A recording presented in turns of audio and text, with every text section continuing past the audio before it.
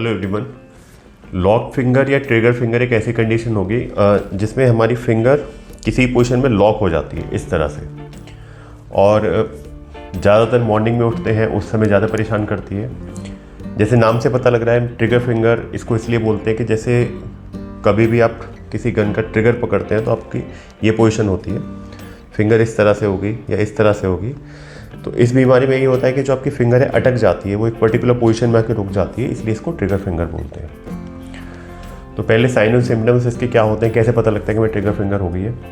तो सबसे पहले जब आप मॉर्निंग में उठते हैं तो आपकी कोई भी उंगली, या तो उंगली हो सकती है, मोस्ट कॉमनली रिंग फिंगर होती है, या फिर अंगूठा हो सकता है, which is also called edge trigger thumb. ये इस पोजीशन में रुक जाएगा आके। एकदम से मॉर्निंग में उठते हैं, कुछ पकड़ते हैं, जैसे मैंने बुक पकड़ने की कोशिश की, तब इसको दिक्कत आएगी, अटक जाएगी ऐसे।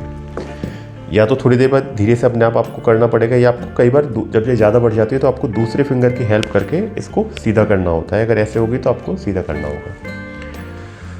शुरू में मॉर्निंग स्टिफनेस होती है। ये stiffness generally base of the finger जो बोलते हैं यहाँ पे होती है, बट कई बार ये स्टिफनेस नीचे की तरफ भी आ जाती है। पूरी हथेली में, अपनी रिस्ट में हमें ऐसा लगता है कि एकदम से स्टिफनेस आ गई है। मोस्ट कॉमनली किन में होता है? ऐसे लोगों में होता है जो अपने ओवर यूज़ करते हैं अपने हैंड्स का, जैसे कोई पियानो प्लेयर्स वगैरह होते हैं या कोई टेनिस खेल रहे हैं, रैकेट प्लेयर्स होते हैं, उनमें ये वाली कंडीशन ज़्यादा देखने को मिलती है। इवन अगर कोई लैपटॉप पे बहुत ज़्यादा लंबा काम कर रहे हैं, उनमें भी ये बीच बीच में हो सकता है।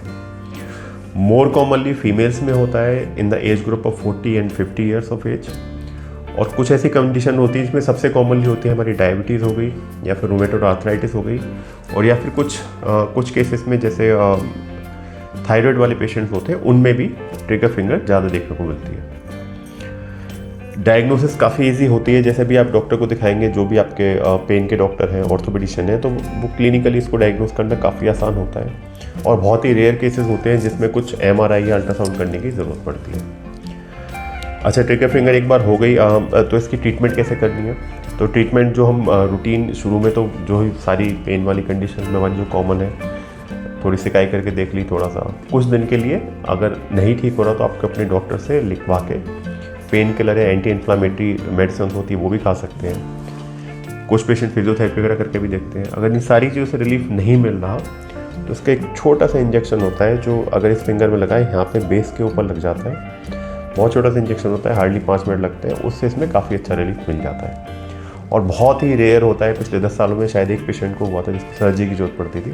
अदरवाइज दवाइयों से या इंजेक्शन से इसका बड़े अच्छे से इलाज हो जाता है। एक बार जब आपका ट्रिगर फिंगर रिलीज़ हो गया, इसको ट्रीटमेंट मिल गई है, तो फिर हम ऐसा क्या करें कि आगे दोबारा ना हो। तो उसके लिए बहुत ज़रूरी कि आपको स्ट्रेचिंग एक्सरसाइज करनी है। तो ये जो एक्सरसाइज होती है दिन में, जो भी ऐसे लोग हैं जो रिपीटेडली अपना काम करते हैं, जिनको बार बार ट्रिगर फिंगर होती है, उनको ये एक्सरसाइज दिन में कम से कम 4 से 5 बार जरूर करनी चाहिए। अगर इन सारी एक्सरसाइज को आप करते रहेंगे तो ट्रिगर फिंगर की समस्या से आपको हमेशा के लिए मुक्ति मिल जाएगी। Thank you so much.